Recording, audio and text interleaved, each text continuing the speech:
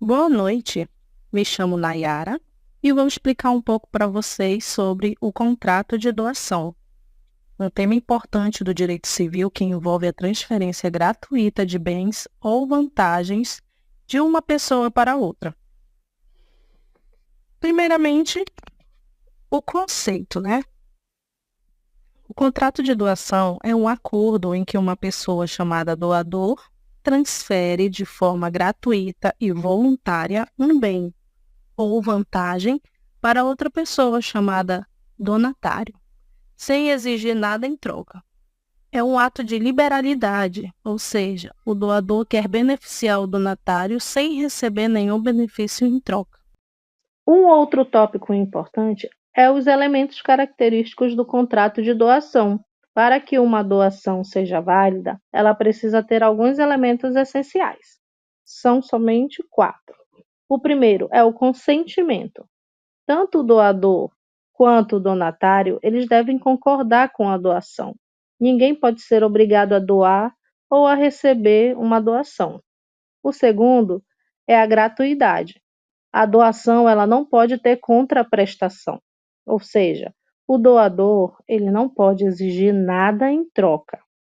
A terceira é a intenção de doar. O doador ele deve ter a real intenção de beneficiar o donatário. Quarta, o objeto lícito. O bem ou vantagem doado deve ser permitido por lei. Por exemplo, não se pode doar algo ilegal, como drogas. Também vou falar requisitos do contrato de doação. Para que o contrato de doação seja válido, ele precisa atender a alguns requisitos legais, como a capacidade das partes. O doador e o donatário devem ser capazes de praticar atos jurídicos. Isso significa que precisam ser maiores de idade e estar em pleno uso de suas faculdades mentais. Outro é a formalização. Em alguns casos, a doação precisa ser feita por escrito, especialmente se envolver bens imóveis, como uma casa ou um terreno. Para imóveis, é obrigatório registrar a doação no cartório de registros de imóveis. Outro é a aceitação do donatário. O donatário, ele precisa aceitar a doação. Se ele não quiser receber o bem, a doação não pode ser imposta. Vou passar um último tópico para vocês, que é sobre espécies de doação. Existem diferentes tipos de doação, dependendo das condições e formas como elas são feitas. As principais espécies são a doação pura, que é a doação simples, sem nenhuma condição ou encargo. Um exemplo é assim, o seu pai te dar um apartamento sem pedir nada em troca. Outro tipo de doação é a doação condicional. É a doação que depende de uma condição futura ou incerta. Um exemplo é: eu te dou este carro se você passar no vestibular. Outro tipo de doação é a doação com encargo. O doador impõe uma obrigação ao donatário. Um exemplo: eu te dou esta casa, mas você deve cuidar do jardim. A outra é a doação remuneratória. É feita em reconhecimento a serviços prestados pelo donatário. Um exemplo: um patrão doa um presente valioso a um funcionário por anos de dedicação.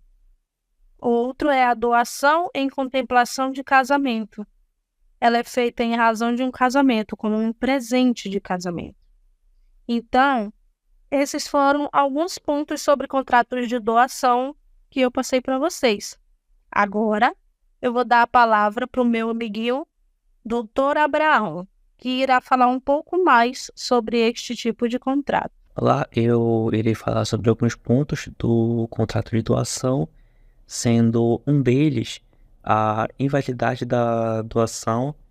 E uma doação pode ser considerada inválida em algumas situações, como, por exemplo, a falta da capacidade das partes, que é quando o doador ou destinário não tiver capacidade legal, por exemplo, se forem menores de idade ou incapazes mentalmente, a doação pode ser anulada.